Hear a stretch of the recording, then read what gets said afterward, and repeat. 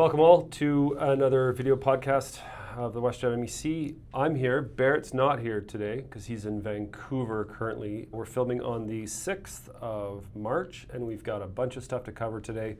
So we're going to just crack on right away. Ignesh, you had the family awareness you wanted to chat about, that they have the newsletter that's attached to this email.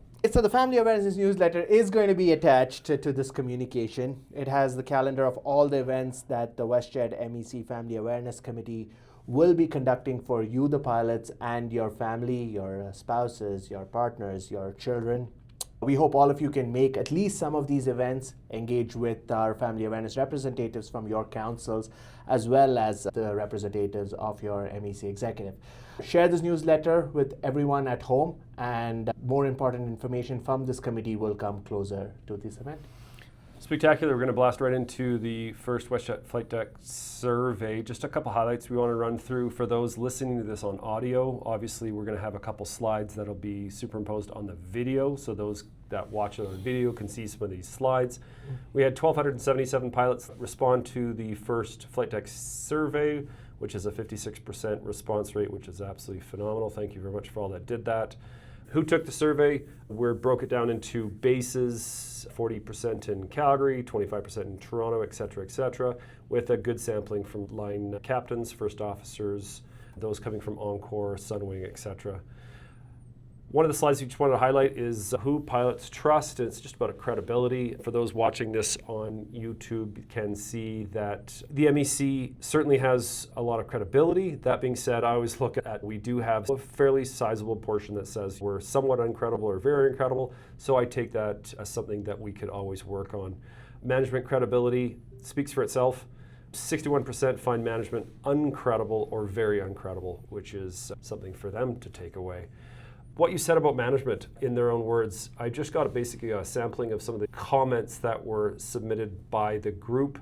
That'll be up on YouTube so you guys can read some of the comments. I just wanted to say at the bottom, it says these weren't outlier comments. These themes appeared across hundreds of responses from pilots of all ranks, bases, and backgrounds. We had over 160 pages of comments for this first survey, and I just love that there's tons of comments. Good, bad, everything in between. For those that are on YouTube can read 6 of the comments that we have currently up right now. As far as the next slide, the integration, where we are, the survey captured honest feedback about how the Sunwing integration has been experienced. We're sharing it because you deserve to hear that your MEC has read it, understands it, and is treating it seriously, not filtering it out. The MEC's commitment, every pilot from every background gets equal representation. We are one group, 100%. And we put a few comments up there from the slide for those that can freeze frame and read some of those comments. One thing that kind of stood out for me a little bit, and it's being at WestJet over 20 years, just wanted to drill down a little bit into the 787 group. We hear you. The survey feedback made one thing clear: 787 pilots feel like a group that is often overlooked. And when they raise concerns, they are told to participate more. It's on the MEC, myself, and the LEC status reps and the entire MEC, not wait for pilots to fight their way through. We are going to engage more, and we are going to listen more. And please be part of that. Thank you very much. A few things that were highlighted, as you can see in the slides: fatigue and long-haul scheduling, fleet growth, broken promises, scope and cargo operations. The last little comment I just wanted to highlight here is 787 pilot group feels underrepresented and largely ignored. When this perception is raised with MEC reps, the blame is placed back on the 787 pilots for not participating enough. It's a vicious cycle the MEC needs to break, not us. I'm here to break that cycle. We want everybody to be on board, having themselves heard, and us actioning for all pilots at WestJet. Next slide was about communication, what you told us, and staying informed. About just under 50% were satisfied with the communication from the MEC. 24% were dissatisfied. One of the things that ran through a lot of the comments was virtual meetings. A lot of people were saying that, hey, I live in Victoria. It might take me 3 days off just to get to Vancouver to go to an LEC meeting. We need more virtual meetings. We need more ability to be able to have our voices heard. We totally hear that, and that's something that we're going to work on. One of the comments at the bottom of the slide was, I get more real information from the Telegram chat than from official union channels. That's a problem we all know exists. As someone with a long history of that Telegram chat that's being referenced, I'm not on it right now. I get a lot of screenshots from it. A lot of the screenshots are totally valid concerns, people wanting to be heard. A lot of the screenshots are very much incorrect information. So when that incorrect information gets spread, it doesn't really help either. Some of the things that we need to improve on, rumors arrive before official communications do. So one of the things I've started is we put out communications as soon as we can using the Telegram MEC channel, and not just on a every 2-week cadence, but just as soon as we can get stuff out there. So we're going to be working on a lot of improvements for communications going forward, and hope you guys like the video podcast as we run through this. Just 2 last slides. One, engagement from the LECs. How engaged are pilots with their LECs? I just wanted to highlight a couple things here. Actually, a lot of people are engaged with their LECs, and it's important as the line pilot. That is your primary point of interaction with the union, will be LEC meetings and sending darts to your LEC reps. So also point to highlight here at the bottom of the slide is nearly 1 in 2 pilots have little or no contact with their LEC reps, most often due to scheduling, commuter distance barriers. So please do, if nothing else, file a dart to your rep. At any point you can file a dart to your rep on the dart.alpa.org and say, hey, I have some questions, I just want to touch base. Can you please give me a call at such and such a number, and just have a chat with them. Last but not least is just a summary slide, what we heard from you through the flight deck feedback survey and what your MEC is doing about it. One group, full stop. Every pilot from every background, whether it's WestJet, Encore, Sunwing, Swoop, gets equal representation. We heard the frustration. This MEC is committed to closing that gap. Communicate more, faster, and honestly. Trying the best we possibly can. I may bug Vignesh a lot with this stuff, and potentially Barrett, but we're going to be communicating a lot, as much as we can, in the most honest way we possibly can. Make union meetings accessible to everyone, heard, definitely something that is not negotiable and something we're going to be working more and more on. Enforce the contract we signed. Fly it and grieve it cannot be a strategy. Last but not least, the 787 fleet, you're not an afterthought. We heard from the 787 group clearly, and that's something that we're going to work on going forward. So I appreciate everybody that filled in the survey. We're going to be running that survey about every 3 months or so. Most of those questions will stay the same, and we'll tweak a few questions as we go. And we appreciate all the feedback. I read everything. The whole MEC reads everything. So that's where we take a lot of input and course correct as needed. And I very much appreciate you guys all sending that guy in. In closing, with the reference to the survey, the one thing that personally stood out to me was the 160 pages of comments for the combined number of questions we had asked. Your elected LEC status reps, Jacob, Barrett, and myself have scoured through almost all the pages. I can be certain I have scoured through all the pages. Jacob has as well. Some of the comments were hard to read. Some of the comments, I can't say they were personal, but they did question a lot of things. But what we can commit to you is each and every comment has been read in its entirety. We're committed to making the changes required from our end as well. And we want to hear more from you. Change is the only thing that's constant, is what I keep hearing from a lot of people. And as a part of that change, we wouldn't be successful if we couldn't action the mandates from the pilots. Thanks, Vignesh. Straight into the Q&A. Yeah. So those that are interested can file a dart to the YouTube channel for questions for us to answer. I'm going to read them out verbatim, just as they've been written in the darts. Just start with a nice easy one here. I really enjoyed the podcast version of PIREP. It was downloadable and I could listen on my commute. The YouTube version is fine, but it would be nice to have an audio downloadable version. Yeah, 100%, I agree. The audio only version is available in whatever download app you'd want to use, whether it's Spotify or whatever, wherever you get your podcasts, you can download the audio version of this to listen on your commute. Do we upload it to Spotify? Where else do we Yep. upload it? To Apple as well? It does go to the main platforms. Okay, so the next question we have here. I know there's a lot of important parts of a contract being discussed, but I was wondering if you could talk about getting our monthly scheduled results earlier than the 21st of each month. And if the 21st is late compared to our peers, if that's giving away too much for the upcoming CBA negotiations, I can send that dart elsewhere. Here's some background. At JetBlue Airlines, the captains get their schedule on the 8th of the month, and then the FOs get it on the 11th. At Air Canada, standard is the 12th of the month. United, captains get it on the 13th, first officers get it on the 15th. Alaska, it's anywhere between the 8th to the 14th of the month. Delta, the 17th of the month. American, 18th of the month. And as rightly identified and we all experience, WestJet is the 21st of the month. The scheduled release date being the latest of all major airlines in North America is a 100% known issue. Our scheduling committee is working with your MEC through some of the parameters and are trying to determine why and how we can make this a win-win with the company going forward. The next question, is the MEC meeting still happening in Montreal this week? What are the times for the meeting and when are the open sessions and the Q&A?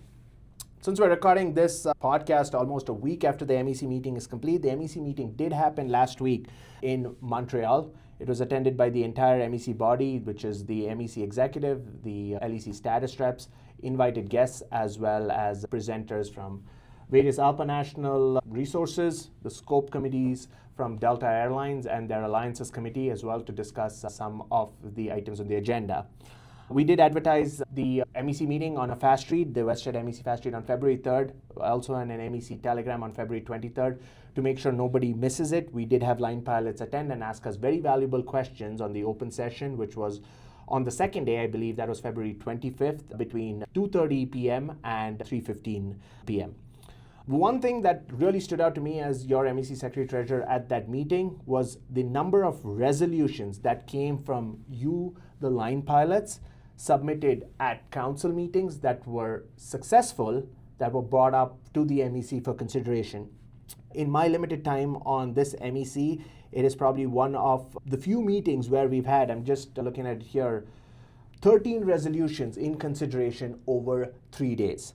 Some of these resolutions passed overwhelmingly, some of them were not passed, and some of them were referred to either legal counsel or a subcommittee to gain further information so your status representatives could make and can make a more informed decision with all available information to them at the next meeting that is scheduled. Apart from that, the meeting contained briefings from subject matter experts to brief your council representatives as well as the MEC executive on some of the best practices on items on the agenda. The next question, who is our current ALPA legal representative? Is it still Joel H? Are there others? Are we changing up our legal counsel as well as our negotiating committee before heading into CA3?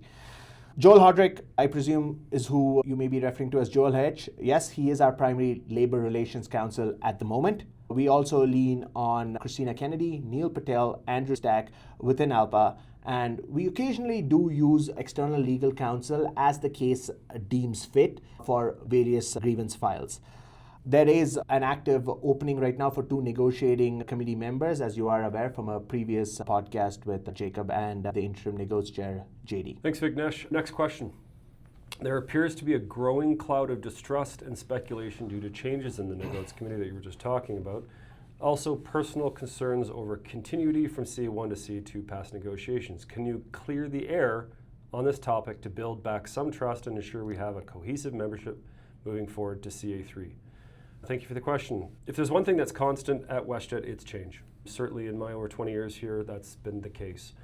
And it's also very normal for changes to happen within MEC and committee memberships, whether it's people having babies or leaving the company or coming to the company and all these types of things. So there's always going to be changes. I've now been chair for just under 2 months, but in the past, say 3 months, we've had a new MEC chair, a new vice chair, 2 changes to the membership of the Negots Committee, a new P2P chair, Peter Boney, a new flight security chair, Guy Halberthal, a new OSH Health and Safety chair, 3 new members for the grievance committee, and a couple new members in scheduling. So that was just all in the last 90 days or so.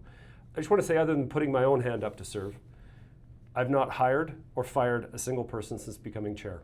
This is simply a function of an ever-evolving union. Any changes were done with due diligence and the full consensus of the status reps. I hope that clears up some of the information. Vignesh, next question. Before the next question, actually, I do want to reiterate, adding one extra point to your answer to the previous question. Some committees had organic vacancies. The 3 new members in grievance, for example. One of our strongest grievance members, Ops, congratulations, got married last year and needed some time for personal and family reasons. Scheduling. the committee grew. There were more asks from the scheduling committee, from the MEC, from the status reps, for which they had to hire people. OSH, the OHS, the structure had to fundamentally change, which meant you needed to add people to support the structure. So not all of it is necessarily change by action. Some of it is organic change, and I just want to be clear on that. No, makes sense to me. Okay. Next question. Other thoughts on making room for Andrew Hamber or Tracy Law to bridge the negotiations committee from our last contract to our new one? I see huge value in doing this moving forward. I've flown with Andrew Hamber. I've known Tracy Law. I would like to thank both of them for all their time that they have spent serving this association, serving the pilots. They've added significant value to this association and pilot group with all their contributions. I did consult with the board that will be conducting interviews for the two negotiations vacancies. I'm not a part of that board, and I had to pass this question to them, and they have advised at this time they do not have an active volunteer application in for either Andrew or Tracy. Thanks, Vignesh. I just want to say, especially for those that are new to the ALPA toolbox, ALPA is a toolbox, second to none. It's how we use the tools on behalf of the pilot group that is key. You've my word. I will do everything in my role as chair to get the resources our group needs and deserves now and into the future. Thank you for your questions. Questions are dart.alpa.org. Fire them away. Next is we have an interview with the brand new LEC 230 reps next. If you just want to introduce yourselves. Sure, go ahead, Doug. Doug McFadyen, the LEC 230 captain rep out of Calgary, live and work out of Calgary, and started our term March 1st, so 5 days ago. Yeah, good to meet you, everybody. My name is Mason, elected FO rep here in Calgary. Start March 1st. I was the secretary-treasurer the preceding term. It's good to be back in a voting rep status. Thank you for everyone who voted for me. I've been here at WestJet 10 years and really looking forward to working on the next collective agreement and representing the pilots. Spectacular. You just started yourself, Doug. What's the first thing that hit you differently, being on the other side of the table now? The process, so understanding how everything gets done in the union and how much support we get from ALPA National and all of our committee members, and having good mentorship between Jacob and Mason and in our preceding Ryan Barr and Jason Roberts. They've been super helpful in understanding how things get done and how we can execute and make sure everybody's taken care of as best we can and provide as best value as we can as ALPA leadership. 100%. Mason, I got one for you. What does an LEC rep actually do day to day, and how does Calgary fit into the bigger WestJet picture? Good question. Don't forget Edmonton.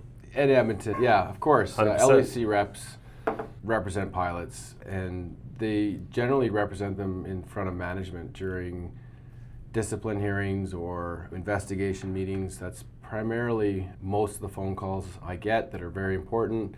We also help develop resolutions and mandates to bring to our MEC to improve the contract and move the pilot group forward as a whole in one voice. And what was the second part of your question? How does Alberta fit into the bigger WestJet MEC picture? Yeah, good question. 1,100 members. We do have the largest council.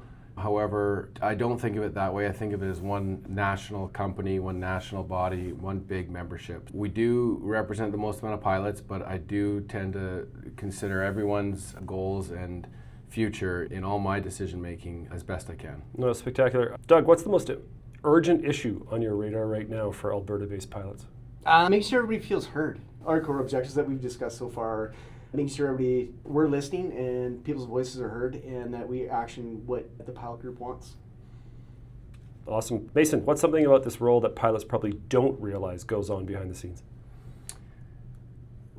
A lot of my role I've learned right away here is coordinating with several other volunteers. So I do talk member to rep quite a bit, but there's a ton of committees that support the union, and it takes a lot of coordination and understanding with them. And that might be something that isn't too well known, is how much communication happens on teams with the 100 other plus volunteers to help support the reps. Doug, what's the one thing you want Alberta pilots to feel differently about their union representation by the end of your term? That everybody at the end of my term gets to go home, spend more time with their family, feel comfortable, feel happy at their job and support one another. Mason, is there a gap between pilots and their LEC that you're specifically trying to close? Luckily, Calgary and Edmonton are very engaged, so I thank everybody for that. It does make the rep's job quite a bit easier. As much as I feel there's a gap, there's always going to be a gap of trying to get 100% engagement. So Doug's been great with multimedia and reaching out different ways. I'm really supportive of those initiatives, and I am going to help Doug and the union close the gap as much as we can. Doug, with everything going on at WestJet right now, what's the mood amongst the pilot group in Alberta, and what are they telling you they need most? I think it's really mixed. Some guys are super happy. A lot of guys are happy with their schedule. They feel their pay is good, but others are on the brink. They're burnt out. They're stressed because of constant changes in their schedule. Some guys just don't feel that they've been heard at all. So it's just bridging that gap and understanding what is priority to everybody and making sure that we're all looking after one another. Mason, you were the Secretary Treasurer before. Right. What made you put up your hand for this? And was there like a moment or a conversation that pushed you to run for the FO status rep position? Not precisely a moment. However, I feel most comfortable speaking my mind. So I thank everybody who gave me the opportunity to do that while I was the Secretary Treasurer. And I feel like I can really resonate what the membership wants at a rep level. I've been encouraged and supported in this role before, and I really am looking forward to substantial improvements in pay and schedule, and I feel like I can make a difference doing that, and that's what made me put my hand up. So I'm quite passionate about that. Thanks. Thank you, Mason. Last one, Doug. What's the best way for a WestJet pilot to get in touch with you and stay plugged into what the LEC is working on? Oh, we got lots of stuff coming. So our primary source of really important information is going to be broadcast by email. Telegram's going to support that. And then just for recognition of the pilot group and for general activities, family awareness events and that, we'll have Facebook and Instagram. And there'll be supportive messages in there as well. So those should be coming up fairly quick. As far as getting a hold of us, a number of ways. Email works really good. Telephone is great. Text, direct message. There's a whole host of options. And I'll try my best to get back to people as soon as we can. It's a rather large group. Sometimes you have to bear with us to get back to you, but we endeavor to try and answer people's questions or get back to people as quickly as we can. And if we can't, we generally just will let you know. It'll be a minute or two before we can get back to you. I appreciate it, guys. I look forward to working with both of you, upcoming negotiations and everything we're all working on. Thanks a lot. Thank you. Thanks, Jacob.